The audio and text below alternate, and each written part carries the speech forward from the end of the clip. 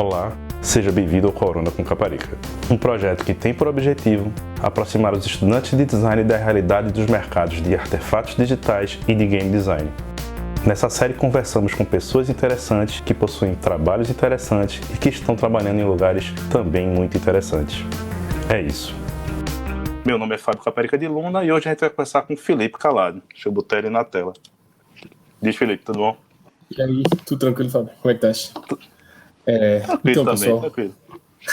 Bicho, seguinte, eu não sou a melhor pessoa do mundo para apresentar ninguém, certo? Eu nunca na minha vida eu quis ser um Jô Soares ou um Pedro Bial.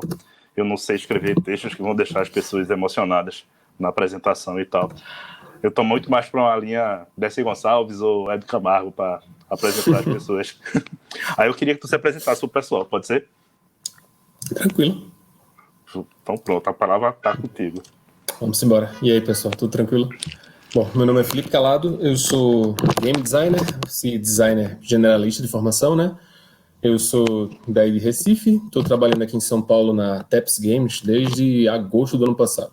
E eu fiz mestrado também e fiz doutorado, tudo em design, tudo lá na Universidade Federal de Pernambuco, lá no departamento de design, né? Entrei na faculdade em 2006, na graduação, saí emendando uma coisa atrás da outra, fui sair lá em 2017 com doutorado. Enfim, tive pessoas que me ajudaram bastante a emendar esse processo, principalmente o professor André Neves. Não sei se vocês conhecem, mas enfim, ele me ajudou bastante nessa época. Foi meu orientador em todas essas etapas aí. E eu estou trabalhando com jogos desde 2010, assim que eu terminei a minha graduação, né? Já quando eu estava na faculdade ainda, André estava dando algumas cadeiras de game design, bem no comecinho, lá no CAC, né? E aí eu paguei alguma dessas cadeiras, me interessei pelo tema, e ele já estava começando a pesquisar a respeito daquilo, e eu comecei a fazer PIBIC com ele, e aí começou o envolvimento dele com as empresas de jogos lá de Recife, na época era a Jinx Playware, a Manifesto, a Playlore, que mais? A Mintime, enfim, tinha uma porrada de empresa de jogos por lá. E aí, quando eu me formei, abri uma vaga de game designer numa empresa chamada Joy Street. E aí eu fui lá, fiz o processo seletivo e consegui entrar. Logo depois, assim que eu me formei. Eu me formei em dezembro, comecei lá em fevereiro, janeiro, enfim, bem rapidinho. E aí, desde então, eu tô no mercado de jogos, né? Até hoje, foi o que eu fiz. Eu entrei lá nessa empresa chamada Joy Street, passei 6 meses, e aí eu fui transferido para outra chamada Jinx Playware, que eram os mesmos donos, eu fui só transferido de uma para outra. Lá na Jinx eu fiquei durante 5 anos, fiquei um tempão na Jinx. Na Joy eu era game designer de projetos educacionais, e aí quando eu fui para Jinx eu fazia projetos de outsourcing. A maioria deles eram de adver games, né? Outsourcing é quando a empresa executa uma parte do trabalho para outra empresa. No caso, é um trabalho a pedido, que existe essa relação entre cliente e prestador de serviço, né? E aí a gente fazia, na maior parte do tempo, adver games, mas às vezes também apareciam algumas outras coisas mais aleatórias, ou então algumas coisas de educação também. E aí eu fiquei lá durante 5 anos. Durante esse tempo eu saí conciliando junto com o meu mestrado e o começo do meu doutorado, né? Sempre consegui fazer pesquisas que conciliavam as duas coisas. Por exemplo, o meu trabalho de mestrado foi sobre como é que você faz uma proposta comercial de adver games. Ou seja, como é que você apresenta um conceito de jogo com uma proposta. E aí eu fiz o mestrado em cima disso, baseado no histórico da Jinx, assim, enfim. Foi bem legal ter feito isso. E aí emendei no doutorado, né, como eu disse, continuei na Jinx, e em 2015 eu recebi o convite para entrar lá na Universidade Católica, no curso de jogos de lá, e aí eu entrei como professor de game design. E aí durante um semestre eu estava fazendo as 3 coisas juntos, estava uma grande loucura na minha vida, mas o doutorado eu não estava mais pagando cadeira, estava mais tranquilo de conciliar, mas mesmo assim não recomendo, nunca é legal dividir a sua atenção em tantas coisas ao mesmo tempo, né? E aí, enfim, terminei em 2015 e também tive a oportunidade de fazer um intercâmbio sanduíche, um doutorado sanduíche, que é um intercâmbio que você faz, né? No meio do doutorado, e eu fui lá para a Universidade da Beira Interior, lá em Covilhã, em Portugal. Eu estava lá e estava em Lisboa, eu morava em Lisboa e ia para lá para falar com o meu orientador. E o que mais? Aí passei 6 meses lá. Nesse tempo aí eu pedi demissão da Jinx, saí de lá e tirei licença da Católica. Quando eu voltei para Recife, aí eu passei o final de 2016, começo de 2017, todo focado no doutorado e na Católica também, obviamente, né? E aí no primeiro semestre de 2017 eu terminei o doutorado. Fiquei só na Católica. Em 2018 voltei para o mercado, voltei para Manifesto Games. Entrei na Manifesto Games, na verdade, né? Empresa massa de Recife. E aí fiquei lá durante um ano e 4 meses, 3 meses, enfim, um período desse. E aí recebia o convite para vir aqui para São Paulo, para TEPS. E aí, agosto do ano passado eu vim para cá e saí da Manifesto, saí da Católica. E aí tô aqui na TEPS como Game Designer Sênior e tô trabalhando com jogos mobile. É isso aí. Não sei se eu falei muito ou pouco, mas é isso aí. Não, falou que tinha que ser falado, não tem nem muito nem pouco. E falou bem, contou a história direitinho. Felipe, eu não vou enrolar não, eu vou direto para as perguntas, tá? Beleza. Vamos lá. Felipe, como é que é a tua rotina de trabalho? Eu preciso dividir essa pergunta em 2 pedaços. Como é que era essa rotina antes do início do apocalipse, do mundo começar a se acabar, e como é que ficou essa rotina depois que a Covid chegou? Bom, então eu vou dividir isso em 2 coisas. Eu vou primeiro falar o que é que mudou e o que é que não mudou. O que é que mudou? Como eu me mudei aqui para São Paulo já para trabalhar na TEPS, né? Aí eu, obviamente, procurei um apartamento que fosse perto da TEPS, né? Enfim, eu não tinha muito problema com transporte e tal. Chegava na empresa sei lá, trancava aqui a porta de casa até chegar lá e bater o ponto, levava 25 minutos. Era uma rotina bem tranquila, enfim, acordava às 8 da manhã, saía de casa umas 9, 9 e meia, chegava lá na TEPS umas 9 e meia, 10. E aí, enfim, o dia normal por lá, né, que eu vou falar depois na parte do que não mudou. Almoçava lá pela Faria Lima, eu sou um Faria Limer, que a TEPS é lá na Faria Lima. E aí, enfim, como todo Faria Limer, eu saía lá, fazia aquele meu almoço de 30 contos, meio quilo. Puta merda. E aí ficava por lá até umas 6h30, 7 da noite. E aí voltava para casa, enfim, os mesmos 25 minutinhos. Sempre fazia isso de metrô, né? Enfim, pegava a linha amarela do metrô, chegava rapidinho em casa, era bem, bem legal. E no meu tempo fora de trabalho, eu saía com alguns amigos que estão morando aqui em São Paulo também. Ou saía com minha esposa para fazer turismo, enfim, ainda tem muito lugar de São Paulo que a gente não foi, a gente saía para bater perna por aí, conhecer os lugares. E eu tava fazendo natação numa academia aqui do lado, que era massa, enfim. Passei 1 mês e meio e parei. Foda. Pois é. E aí a minha rotina que não mudou. Por que eu falei que não mudou? Porque a gente fez a transição pro home office, né? A gente tá em home office até agora, na verdade. Tipo, o escritório já reabriu, quem quiser voltar já pode voltar, mas a grande maioria das pessoas não voltou. Tá todo mundo trabalhando de casa ainda, enfim, a gente tá bem livre nesse aspecto. Enquanto quiser ficar em casa, a gente fica.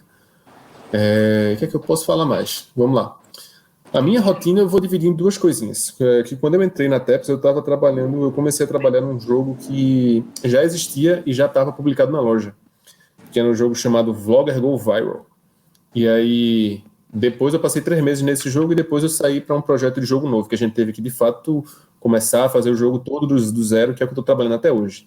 Por que isso é importante? Porque a maneira que você trabalha muda bastante se você já tem um jogo que está publicado e está no ar e você está incrementando aquele jogo, e a outra maneira completamente diferente é se você vai fazer aquele jogo do zero, né? E aí, quando eu estava trabalhando no Vlogger, era uma coisa muito mais de observar métrica. Tipo, eu chegava no jogo lá, vamos ver, beleza, qual é o meu número médio de usuários por dia, uma métrica que a gente chama de DAU, Daily Average Users. E quanta gente tem jogando no jogo, eles estão ficando muito tempo no jogo da gente, ou eles estão saindo rápido. Aí a gente olha uma métrica chamada retenção, para ver se eles estão ficando muito tempo no jogo, né? No caso do Vlog, a gente tinha um probleminha, a retenção da gente caía muito rápido, o Vlog era um jogo para crianças de 8 a 12 anos, ou seja, elas ficam sempre jogando vários jogos diferentes, né? E aí, muito do nosso dia a dia do Vlogger era olhar essas métricas, ver onde é que a gente tinha problemas ou oportunidades para ou resolver um problema ou incrementar o jogo, no caso, se for uma oportunidade, né? E aí a gente fazia features para atacar isso, né? E aí, por exemplo, sei lá, a gente vê que, tipo, depois de uma semana tem poucas crianças jogando o jogo, o que é que a gente pode fazer no jogo para melhorar isso? Aí a gente fazia uma ideação com o time, fazia um brainstorm, enfim, tentava fazer uma prototipagem rápida e tal, para fazer algum teste com o usuário, validar um conceito, aí isso aí dando certo, a gente implementava no jogo e tal. Enfim, era muito esse ciclo de olhar métrica, fazer ideação de alguma feature para entrar no jogo, alguma correção, alguma coisa, fazer teste com isso, botar no jogo. Aí isso aí se repetiu em várias vezes ao longo do tempo que eu fiquei trabalhando no Vlogger, né? E durante esse tempo eu tava num time que é bem parecido com o meu atual, que tava eu como game designer, tinha outro designer que era artista, no caso, né, que é mais na parte de arte, que fazia as telas, devia até ter uma separação de design de interface e design de arte, né, tipo para design de personagem, para animação, esse tipo de coisa, mas na época no Vlogger não tinha, era só uma menina chamada Patrícia que fazia isso, e trabalhava com 2 devs, trabalhava com Product Manager, que é o cara que é como se fosse o CEO do projeto, né? O cara que acompanha o mercado, que vê as métricas, que prioriza as ações que a gente vai ter, e com um Scrum Master, e com uma pessoa de teste também, para sempre estar testando as coisas que a gente está subindo para ver se não vai destruir tudo no jogo. E aí nessa época no Vlogger... E tu já colocasse um Scrum Master na história, então metodologias ágeis na cabeça, né? Sim, com certeza mesmo. É o padrão. O tempo todo. O Waterfall era só lá na Jinx Playware. Quando a gente fazia outsourcing, aí que era Waterfall valendo. Era bem diferente do processo, assim. Por exemplo, como eu era o game designer, eu era o responsável por parar e tipo, eita, vamos fazer um conceito de jogo para essa campanha publicitária aqui. Aí a gente vendia o conceito do jogo, né? Se o cliente topasse, o cliente aprovava. A primeira parte do projeto era pegar o game designer, no caso eu ou qualquer outro game designer que estivesse lá, e ele escreveu um documento chamado Documento de Game Design, que era basicamente você descrever o jogo inteiro, como é que vai ser. A gente abria o Word lá e sentava a mão, escrevia tudo, fazia o wireframe, fazia toda a documentação, enfim. E aí, quando estava pronto, a gente mandava para profissionais muito comuns na indústria de jogos, que eram advogados. A gente mandava o GDD para um monte de advogado ler, e aí o nosso GDD ia anexado no contrato que a cliente da gente assinava com a Jinx, ou seja, o Waterfall mais forte que isso, impossível, né? Porque aí só depois que o contrato estava... Botou advogado, velho? Porra, eu acho que com certeza. Aí tinha no contrato, né? Isso aí, obviamente, existia porque, tanto para proteger a gente, caso o cliente começasse a fazer pedidos esdrúxulos, assim, né? Tipo, eu entendi que o personagem ia voar. A gente, não, o personagem não vai voar, não. Tá aqui escrito, ele vai rastejar por debaixo da terra, sabe? E aí, tanto para ele também, se a gente prometesse que ia entregar uma coisa e a gente não entregasse, né? Enfim, isso aí protegia as duas partes. Mas aí, enfim, era isso. Quando a gente assinava o contrato, a gente tinha que entregar aquilo que estava no GDD. E às vezes dava errado, obviamente, né? Quando a gente ia implementar o jogo, a gente via que certas coisas não funcionaram tão bem quanto a gente achava que ia. E aí, para mudar, era uma complicação. Enfim. Mas aí na TEPS é ágil mesmo, assim. O Waterfall... Eu gosto muito do Waterfall, mas no dia a dia, na prática, é um inferno. É um inferno. Principalmente quando o requisito muda. E o requisito ele foi feito para mudar. Enfim. Mas tá massa já, velho. Essa resposta que tu deu pra essa história da rotina, eu acho que já descreveu muito, muito bem. Vamos pra próxima? Vamos embora. Vamos embora. Deixar eu falo com sua porra. Não, isso não é ruim, não. Isso é bom. Vamos lá. Felipe, na tua percepção, quais são as competências e quais são os conteúdos que o cara que quer trabalhar nessa área, nessa função de game designer, precisa ter? Vamos lá. Primeiro passo de tudo é, obviamente, você jogar muito jogo. Você não vai conseguir ser um bom game designer se você não tem repertório, né? E aí, enfim, normalmente os game designers já jogaram muito ao longo da vida inteira, assim, sabe? Tipo, eu não fui um cara que joguei tantos jogos ao longo da minha infância e adolescência, mas os poucos jogos que eu joguei muito. Eu era aquela cara muito que, tipo, nesse jogo vou jogar durante muito tempo, sabe? Vou platinar. Exato. Eu joguei valendo Age of Empires, joguei valendo Championship Manager, aquela evolução do Alifoot, joguei pra caralho, perdi muita madrugada ali dentro. Depois de velho, joguei muito World of Warcraft com o Bruno Tonton. Passei horas e horas e horas raidando lá com ele. Eu era muito assim, né? E aí, quando eu entrei no mercado de jogos, eu vi que, beleza, eu já jogava, mas eu tinha que ampliar meu repertório, né? Aí eu tive que me forçar a jogar mais jogos. Pra, entender o que estava acontecendo no mercado, 2, ampliar o meu repertório, né? A primeira coisa que eu fiz foi largar o WoW. Foi uma tristeza na minha vida, até hoje eu quero voltar, mas eu não volto não. Para me forçar a jogar vários jogos diferentes, né? E aí você sabendo a área que você vai atuar, e você obviamente foca a sua atenção nela, né? Por exemplo, eu trabalho com jogos mobile, eu tenho a obrigação de conhecer jogos mobile, saber o que está acontecendo no mercado, saber quais são os jogos que estão sendo mais baixados atualmente, saber quais são os jogos que estão ganhando mais dinheiro atualmente, enfim, entender porque que aquilo ali está acontecendo, sabe? E aí a primeira coisa que eu diria é, jogue jogos. Segunda coisa é, saiba trabalhar em equipe. Isso aqui parece uma coisa bem besta de falar, né? Enfim, mas é uma coisa importantíssima. Eu já vi várias pessoas que não deram certo assim, sei lá, que perderam emprego, levaram muito feedback negativo, simplesmente porque não sabia trabalhar em equipe, sabe? Tipo, principalmente como game designer, né? Porque a gente, como game designer, a gente tem que lidar com limitações e encontrar soluções que vão se adequar à situação que a gente tem, né? Por exemplo, sei lá, a gente está num contexto que a gente tem 2 semanas para entregar uma feature, certo? Eu não posso pensar em uma feature que o meu programador chegue e diga, velho, isso aqui eu vou precisar de mais de 2 semanas para fazer. O meu trabalho como game designer é, beleza, se isso aqui não pode ser entregue nesse contexto que a gente está, eu preciso adaptar essa solução para chegar em alguma que isso aqui sirva, no caso, né? Que essa solução sirva. E tem muito game designer que não entende isso, assim, sabe? Tipo, acha que não, que isso é um problema, aí começa a viajar, sabe? Ah, esse é o problema do programador, então isso é um problema da empresa, esse é o problema do processo, enfim. Maquina tudo na cabeça, só não para adaptar o que ele fez, sabe? A culpa é do sistema. Exatamente. E aí, enfim, às vezes até relação interpessoal, assim, às vezes brigam fácil, esse tipo de coisa, se arreta, sabe? E aí, enfim, se você tá na faculdade... Oi? É o que o pessoal chama de soft skill. Isso. Coisa 2 para game designer você tem que saber trabalhar em equipe, você tem que saber se comunicar muito bem, porque você vai falar com muita gente. Você tem que falar com o seu gerente, no caso na TEPS, o meu product manager, né, no caso da Jinx lá atrás, até com o profissional de vendas que está ali. A gente tem que saber conversar com essa galera, saber conversar com o programador, saber conversar com quem a gente precisa conversar para a gente vender a feature que a gente está propondo para aquele jogo ali, sabe? Comunicação também é uma coisa muito forte. E aí, para skills mais específicas, né, que a gente vai fazer treinamento mesmo, UX em geral, design em geral, né, todo game designer tem que ter a base nisso. Tipo, game design é uma especialização de design, e aí essa parte mais geral do design ela é muito útil, você conhecer os processos de game design, né, como é que você faz análise de público, análise de mercado, esse tipo de coisa, saber sobre criatividade, métodos criativos, enfim, é muito importante. E o UX em geral, usabilidade, enfim, todos esses conhecimentos aí são bem úteis para você como game designer, e uma vez você dominando isso, aí você mergulha em conhecimentos específicos de game design, né? E aí, enfim, se você fez um curso de game design, aí, normalmente esses conhecimentos já vão aparecer para você. Se você não fez, como foi o meu caso, né, que eu vim de design geral, aí você tem que ir atrás de cursos online, você tem que ir atrás de livros de game design para ler, você tem que ir atrás de canal no YouTube para ver todo tipo de conteúdo para você aprender a parte específica de game designer, né? Você aprender como é que você monta o sistema do jogo, como é que você faz um balance bem feito, o que é que você tem que levar em consideração a cada momento, né? No caso, você vai falar de jogo, você tem que saber criar uma regra de jogo, você tem que saber criar objetivos de curto, médio e longo prazo, enfim, uma série de conhecimentos específicos de game design que você precisa estudar também. Aí, acho que seria isso mesmo. Jogar, saber trabalhar com os outros.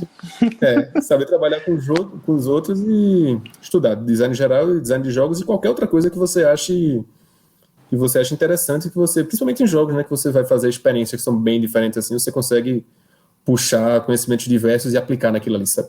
Tem muita margem para você fazer isso. Massa. Sem muito arrudeio, certo? Vou logo para a próxima. Vamos embora. Felipe, vamos embora.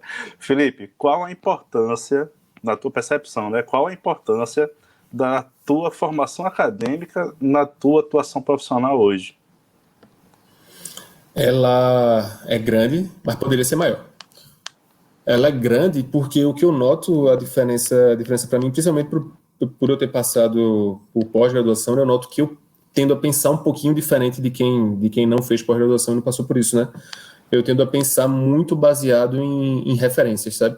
Por exemplo, eu até recebi um feedback no trabalho desse que tipo, o pessoal reconheceu como um ponto positivo meu o fato de eu sempre sustentar os meus argumentos baseados em referências.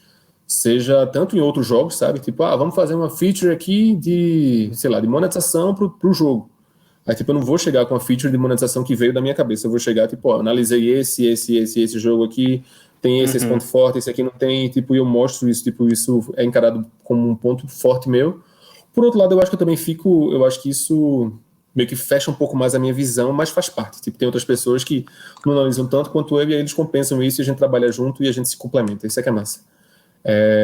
E eu também costumo fazer isso com até a própria análise bibliográfica, assim, né? Tipo, eu geralmente gosto de parar para fazer revisão bibliográfica mesmo, sabe? Por exemplo, um mês atrás, mais ou menos, eu tive que parar e fazer uma revisão do jogo que eu estava trabalhando, assim, e eu estava muito preocupado com o fato de eu estar muito tempo trabalhando nesse jogo que eu estou. No caso, desde novembro do ano passado, eu estava preocupado de eu estar com a visão muito enviesada já depois de tanto tempo, né? Aí eu peguei uns 3 livros de game design, saí lendo, saí vendo pontos que eu podia observar o jogo, assim. Aí eu cheguei e disse, ó, trouxe esses pontos de tal livro, esses shows aqui de tal autor, enfim, é uma coisa que eu venho que vem bem dessa parte das pós-graduações que eu fiz. Que aí eu acho que essa parte é bem importante, assim, no meu dia a dia profissional, né? O que eu acho que podia ser maior é que eu ainda acho que tem uma distância muito grande entre a pesquisa e o mercado de jogos, assim. Os dois basicamente não conversam. Se você pegar qualquer cara do mercado, assim, e dizer, velho, tu já lesse alguma vez na vida, assim, algum artigo científico de game design na tua vida, que foi feito por alguém que está fazendo mestrado, está fazendo doutorado, está fazendo pesquisa nisso? Tu já leu alguma coisa? Ninguém vai dizer que leu. E ao mesmo tempo, quando eu estava no outro lado lá fazendo pesquisa, a gente não envolvia as empresas da maneira que a gente podia envolver, sabe?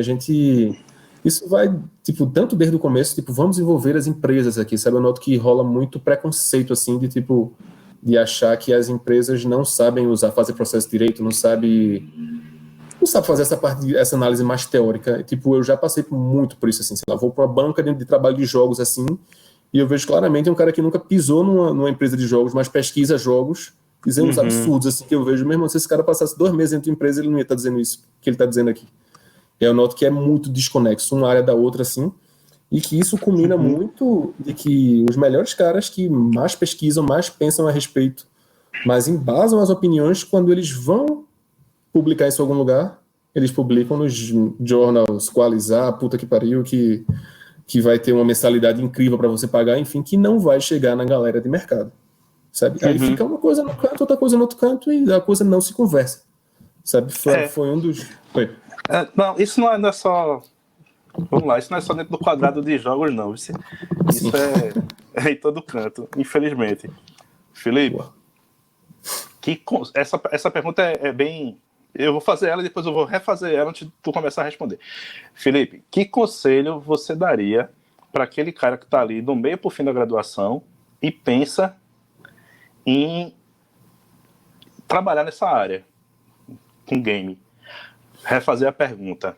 O que é que o Felipe de hoje iria dizer para aquele Felipe de lá de 2009, 2010, por ali? Certo. Eu vou ter que responder um pouquinho diferente, porque o contexto já mudou bastante, assim. Eu acho que eu tive vários privilégios na vida, assim, e esse foi um deles. Eu acho que eu estava me formando numa hora muito boa, assim, para quem vinha estudando game design. Que as primeiras empresas de jogos de Recife começaram no comecinho dos anos 2000, né? A Jinx, a mais antiga, enfim, foram surgindo. A Jinx, eu acho que ela surge ou é exatamente em 2000 ou é em 2001, mas é ali. Exato. E elas não tinham o hábito de ter game designers que eram formados em design. Tipo, o pessoal não entendia muito bem o que era trabalho de game design, né? Era muito comum muito comum não, mas tipo, eu já ouvi até falar casos que se contratava estudantes de jornalismo para atuar como game designer porque eles sabiam escrever direito. Aí, no caso, como uma das grandes atribuições do game designer era escrever os GDDs que iam ser mandados para os advogados, aí o pessoal chamava os estudantes de jornalismo, né? Para escrever, enfim. E isso aí foi mudando no finalzinho da década, né? E, enfim, tipo, por exemplo, Camila entrou lá começou a trabalhar como game designer. Drusila, não sei se você conheceu Drusila também. Então, eu conheço o nome, já vi a foto no Facebook, mas a gente nunca foi formalmente apresentado. Sei que existe. Sei. Não, mas enfim. Aí o pessoal que é um pouquinho mais velho que eu, aí começou a entrar de fato como os primeiros game designers que vinham de design de fato. E aí eles meio que foram cortando o mato no caminho e eu fui andando por cima da grama, sabe? Não tinha asfalto nem barro, era grama ainda, mas eu fui andando por lá. E aí por isso eu acho que eu consegui emprego muito rápido. Eu me formei, eu não cheguei nem a fazer processo seletivo, sabe? Tipo, foi uma coisa que eu saí assim, o pessoal chegou para André E foi engraçado que foi na mesma época que eu estava me formando, eu me formei, fui para Jinx, um grande amigo meu, Rodrigo Mazulo, que eu acho que tu conhece também. De nome, Mazulo. Ele provavelmente estava pagando essa mesma cadeira aí que tu falou, naquela época. Aí, É. pronto, aí... Eu me formei, eu fui pra Joy, eu acho que eu tenho falado Jinx. Eu me formei, fui pra Joy. Mazulo se formou no mesmo dia que eu foi pra Jinx. Mas outra galera se formou e foi direto pra Manifesto. E aí o grande responsável por isso naquela época era André, né? Porque o pessoal vinha falar com o André para André indicar os alunos dele que estavam se formando. E aí, enfim, André naquela época conseguiu mandar muita gente que vinha estudando jogos com ele, vinha fazendo as coisas pro mercado direto, e essa galera entrou e ficou. Eu fui um deles. E aí eu tive muito esse privilégio, assim, na época que eu tava me formando, sabe? Eu acho que até se eu não tivesse esse privilégio, eu teria estudado mais game design geral. Eu demorei muito a começar a estudar isso. Que eu tava me garantindo muito no design geral, né? Que era uma coisa que até, na verdade, não tinha quem soubesse game design bem mesmo naquela época para julgar a gente. E aí, enfim, depois do tempo foi que eu fui notar as primeiras limitações disso e comecei a estudar mais. Mas, enfim, aí eu acho que naquela época eu tive esse privilégio, assim, mas hoje em dia, que o cenário mudou, né? Que você tem vários cursos formando gente para isso. Por exemplo, eu dava aula no curso da Católica, que não existia naquela época, né? E só na Católica a gente não, que eu já saí de lá, né? Mas enfim, a gente forma uns 20 alunos, uns 20 profissionais de jogos, né? Que aí se divide entre artista, desenvolvedor e game designer, por ano, sabe? Enfim, focado em jogos, né? Naquela época não era assim, formavam quantos por ano disso? Uns 4, 5, sabe? Eu ainda, antes de entrar no concurso para ser professor da Federal, eu ainda coordenei o curso de jogos também da ESO. Passei um ano coordenando lá antes de sair. E lá também. Turma cheia. Pode crer. Aí pronto, aí enfim, o cenário que eu me formei mudou bastante, né?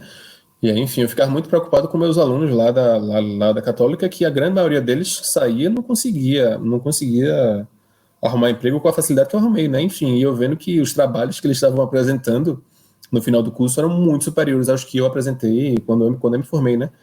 Porque, enfim, eu acho que eu aprendi umas coisas que foram bem valiosas, assim, que eu acho que eles não conseguiriam desenvolver muito pelo curso ser voltado para jogos, mas eles desenvolvem habilidades específicas muito mais fortes em jogos mesmo, assim, sabe? Enquanto lá em design a gente ficava naquela, quero fazer um jogo, não tem quem programe.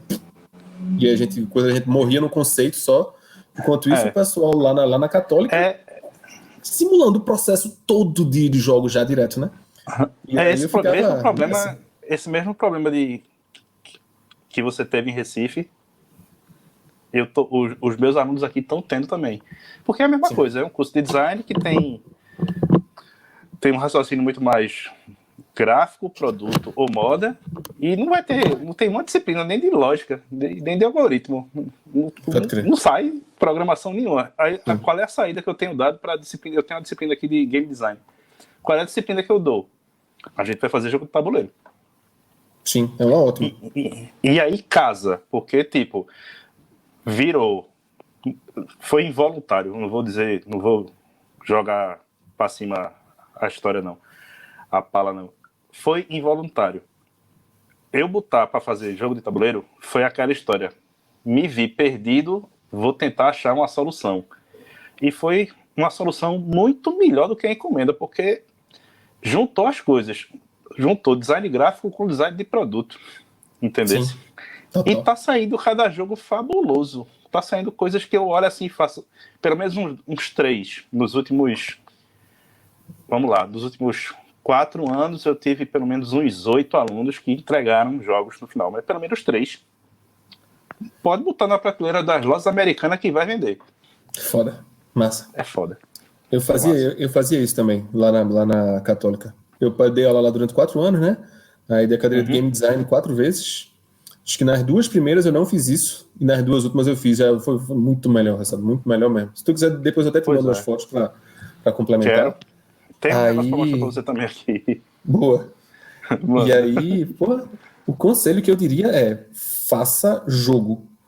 Porque o mercado de trabalho, tipo, ele não tem vaga para todo mundo. Tipo, ao mesmo tempo tem, mas tem para quem já tem experiência. Tipo, para quem está começando, ainda tem essa grande barreira que é, tipo, para pessoas inexperientes a concorrência é muito maior do que para quem já está um pouco mais maduro que aí as empresas não tá brigando com a mesma galera, né? Enfim, se você já tem 3 anos de mercado de trabalho, você não vai brigar com quem está recém-formado.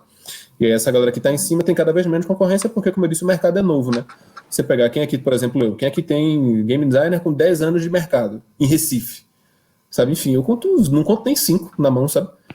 Porque a galera vai saindo, enfim, porque o mercado não tá tão velho assim para você ter gente com tanta experiência, né? Mas aí, para quem tá chegando, fazer jogo. Se você não sabe programar, fazer isso, exatamente isso, fazer jogo de tabuleiro. Se você quer programar, velho, tem o que mais tem é curso na Unity aí para você fazer no YouTube, velho, então no Udemy, você investe uma graninha, compra o curso, você não vai virar um programador, mas você no mínimo vai conseguir prototipar uma ideia e botar os outros para jogar, ou então apresentar. E participe de Game Jam. Game Jam, tipo, tem até um grupo do Facebook chamado IGDA Recife, que é onde o pessoal que trabalha e quer trabalhar com jogos tá, né? Tá todo mundo reunido lá. O que mais tem é pessoal avisando que vai ter Game Jam, chamando a galera para ir. Tem Game Jam específica só para mulheres, por exemplo, que é a Woman Game Jam. Enfim, tem todo tipo de Game Jam aí, que é ótimo para você ir ganhando experiência e montando portfólio. Porque o pessoal, quando vai contratar, eles sabem, olha, tipo, a gente tá contratando aqui para uma vaga de júnior, a gente não quer que você tenha experiência de trabalho, mas a gente quer que você, no mínimo, tenha feito o jogo. Porque a gente sabe que você provavelmente fez uma faculdade, nessa sua faculdade você pode ter usado seu tempo para fazer jogo, seja no mínimo de tabuleiro, sabe? Isso é que a galera fala como mínimo. Não que o jogo de tabuleiro seja ruim, mas tipo, se você nem um jogo de tabuleiro fez, é porque você realmente não quis passar de nenhuma dificuldade, sabe? E tá começando de baixo de baixo. Faça jogo e tipo, vai cada vez mais tentando subir a complexidade, né? Se você conseguir publicar na loja, principalmente na Google Play, que aqui a barreira de entrada é bem mais simples, assim, eles rejeitam pouquíssimos jogos, tem que só pagar um valor, acho que é 100 conto, 200 conto, assim, que pode ser caro para quem não está trabalhando, mas não é uma coisa absurda. Mas, enfim, tente fazer jogo o máximo que você puder até você conseguir entrar no mercado. É o conselho, monte seu portfólio. E vai que algum desses jogos dá certo, você consegue publicar e o seu próprio jogo começa a dar dinheiro, aí você não precisa mais procurar emprego e você já tem o seu próprio emprego, sabe? Isso aí pode acontecer também. Você vira um empreendedor. Isso pode acontecer também. Pode. Mas, Felipe, é isso aí. Seguindo aqui o meu roteiro, essa é a hora que eu te agradeço. E, de fato, eu acho que eu não vou conseguir agradecer à altura, porque foi muito bom o papo. Valeu. Muito bom. Valeu, a tua não, mas é sério, a tua fala é muito legal, porque é fato, né?